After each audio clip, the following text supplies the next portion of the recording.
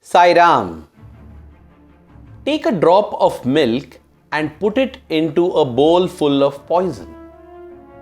That drop of milk will instantly become poison. Now do the opposite. Take a drop of poison and put it into a bowl of milk. Even in this case, it is the milk that becomes poison. The poison will not become milk.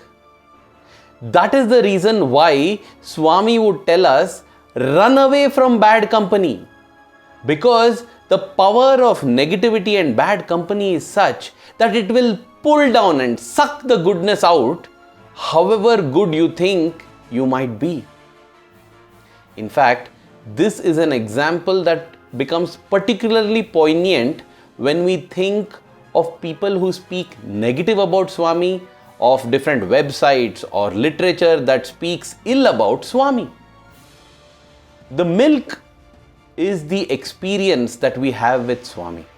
We might have had experiences with Swami for just 1 year or possibly 40 years of our life. But when we come in touch with poison, all those experiences turn into poison.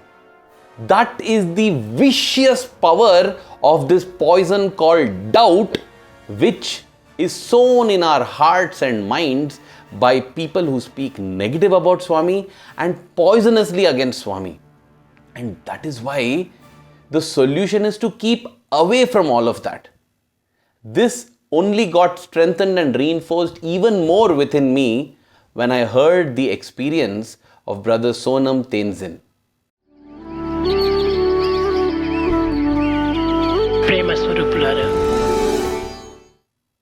Brother Sonam, who hails from Sikkim, is possibly among the senior most alumni of the Sri Sathya Sai Institute of Higher Learning.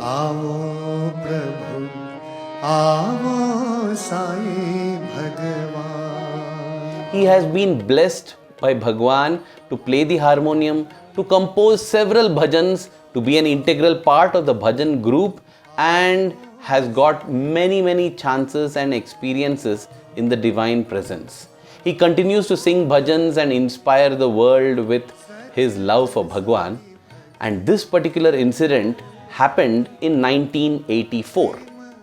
In 1984, Brother Sonam, with Bhagwan's permission, went to Sikkim to visit his mother. On the way back, he came via Hyderabad. On the 8th of May, when he was at Hyderabad, he happened to meet a gentleman who claimed that he was formerly a devotee of Swami, but now he didn't believe in Swami anymore. Dear brothers and sisters, here's one small additional point to keep in mind. Those who are not devoted to Swami or those who speak against Swami, it's fine. If you come across devotees who say that we don't believe in Swami, we think that he is not God, keep away from them an extra mile. Because those who are ignorant and those who speak against is one thing, but those who claim to be devotees and do this, please keep away from them, away from them, away from them. But Brother Sonam at that time couldn't keep away because I can empathize with him. The young blood that flowed in his veins, he could not tolerate the nonsense that this man spoke about Swami. So he stood up and he thought that he would educate him and bring him onto the right track. After all, the man claimed that he had been a devotee earlier. This is the problem when we assign terms called devotee. Devotee is a term that God has to assign. So these people in the guise of devotees are possibly snakes with their poisonous fangs. Anyway, this person spoke and Brother Sonam spoke back, and it went on and on. Soon it got very heated, it became very argumentative. And as Brother Sonam confesses, it almost went to the level of fist fight. They almost smashed each other before they stopped and went their ways. So involved and engrossed was he in defending Swami that he missed his bus to Puttaparthi. He had to take a bus to Anantapur, and from Anantapur he was forced to take a bus to Gorantla, and from Gorantla he took a bus to Puttaparthi, and when he arrived at Puttaparthi in the hot afternoon, he realized that Swami had left for Vrindavan. And so he had to catch another bus and reach Vrindavan. Now when Brother Sonam reached Vrindavan, it was almost time for the evening session, and Trai Vrindavan, the beautiful residence of Bhagwan in the shape of a lotus, it had been newly inaugurated back then. And therefore, all the students were eager to go into the Trai Vrindavan for a session with Swami. Brother Sonam too joined all the other brothers in the old Kalyana Mandapam where the bhajans would be held. Swami came for the bhajans, and Brother Sonam too sang 2 bhajans that evening, and he was waiting for the Trai session. He wanted to let Swami know that he had arrived. So after the bhajan session, as Swami was walking to Trai Vrindavan, Brother Sonam got up on his knees and he said, Swami. Swami's eyes were large and red as he turned towards Brother Sonam. Swami said, there is no place for obstinate and ungrateful boys like you to be here. I have instructed the warden that you should not be permitted for the satsang in Trai. Even as Swami said this, Brother Sonam began to shiver in fear. It is not fear of Swami, it is the fear of losing Swami. He said, Swami, please forgive me. Please let me know what wrong have I done. Swami asked, what was the need for you to have that meaningless conversation with that man yesterday evening at Hyderabad? Oh my God. Swami knew everything. He had not told this to anybody. So he said, Swami, he was speaking such rubbish against you. How could I bear that? I wanted to fight back. Swami continued to reprimand. Swami said, how stupid of you, how foolish of you. How much do you think your faith and devotion is, huh? Do you think you can be an advocate for God? It was very stupid what you did. It would have crushed your faith when you go and talk and interact with such faithless people. God doesn't need you to defend Him. Defend yourself, protect your own faith. Swami said this, turned and walked away in a huff. Brother Sonam slowly sank back to his seat. Oh my God. True what Swami said. Why does God need us to defend Him like that? We need to protect our own faith. Think of this, dear brothers and sisters. Whenever we read about negative things on Swami, we listen to it, we go and indulge in this kind of a company, we come out feeling rather battered, bruised and shaken, right? How many ever experiences Swami might have granted us, we seem to forget all of that. I know this with conviction because I have also been a victim to doing this stupid, idiotic, foolish thing. Possibly going on the internet and reading what critics are there saying about Swami. Do I go and taste what the pigs in the gutters are eating just to see how does it taste? When I know that it is wrong and bad, I keep away, right? That is how I must keep away. Because when these things flood the mind, we forget our own beautiful experiences. I forget that time when with his word, Swami cancelled the heart attack of my father. I forget all those intimate moments where Swami knew what was my innermost thought in my solitude. And I began to shake. I began to flounder in my faith and devotion. No wonder Swami asked Brother Sonam, how strong do you think your devotion and faith are? To defend God, we have to become God. Till then, God doesn't need our defense. We need God's defense and protection. In fact, I remember on one occasion, Sailesh sir, one of my favorite teachers and most inspiring teachers from higher secondary school, he shared an experience where he went through this. He thought, I have got so much conviction in Bhagwan. What is the nonsense that possibly these nonsensical people can say? Let me go through it and I will defend Swami. But he says when he read all that, he was quite shaken in his mind. He sat before Swami's photograph, prayed to him, cried out to him, walked to the library after that and randomly pulled out a Sathya Sai Speaks. And when he opened it again randomly, he landed on a discourse that Swami had delivered on the 19th of February 1966, the Shivaratri discourse. The audio is not available and therefore the text will have to suffice.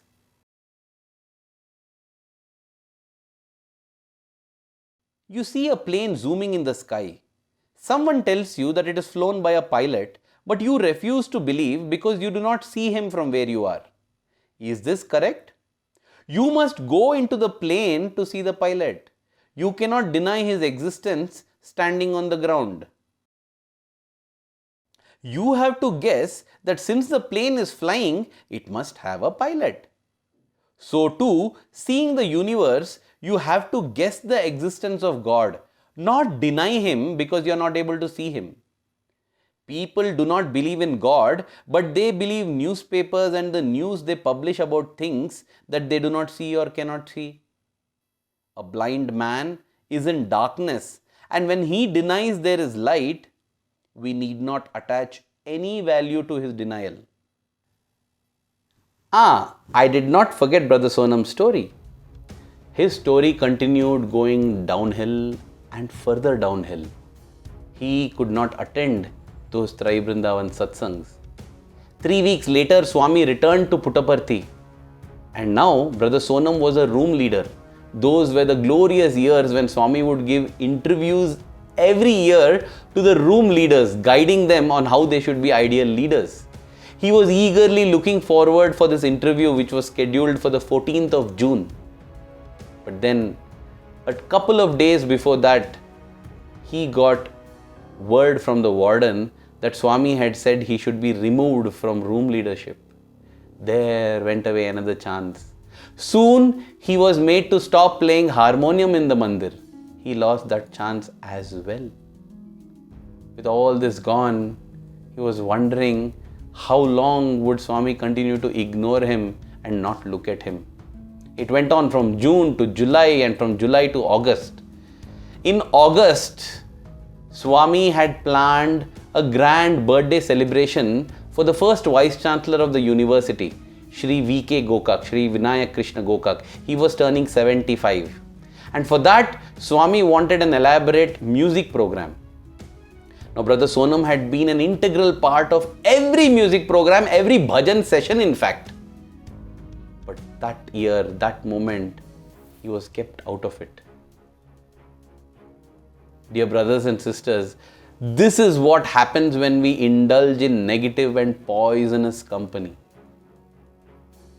It appears as if Swami is ignoring Brother Sonam, but this is a message that is being delivered to all of us, that when we indulge in such company, we push ourselves far away from our Swami.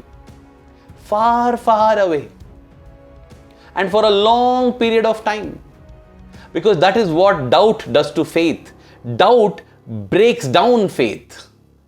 Should never allow doubt to come anywhere near faith. Don't allow it at all.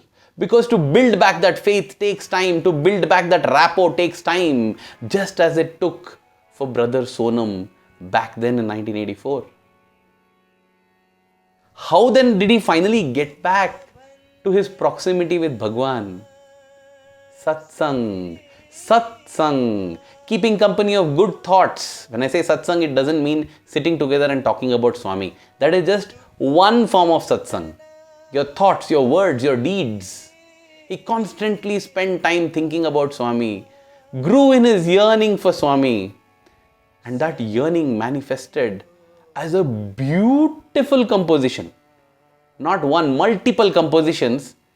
I will just share one composition that is so heart-touching and beautiful. This was a composition that came from the innermost depths of his heart, with all his yearning, calling out to the ocean of compassion, Swami, will you not respond to me?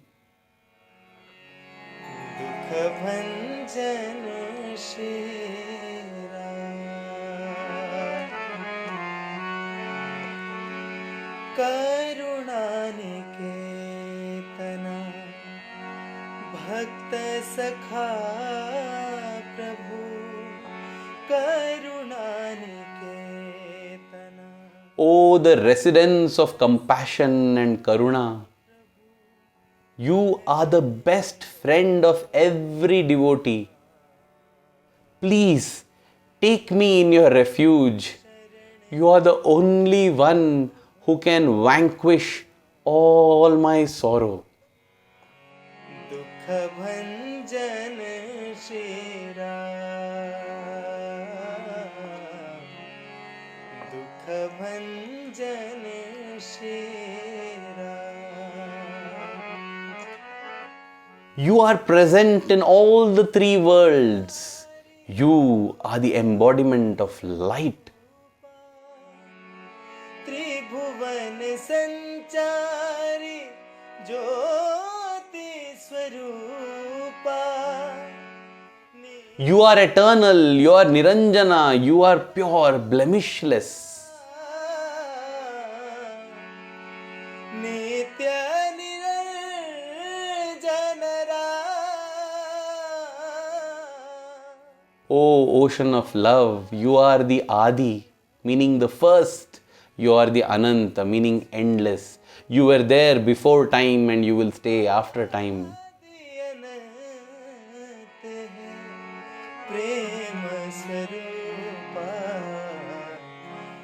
O Sai, you are the only one who can vanquish the sorrow in my heart. Dukha bhanjan Shri Ram. That day, as brother Sonam sang this song, sitting on that throne, the Lord melted.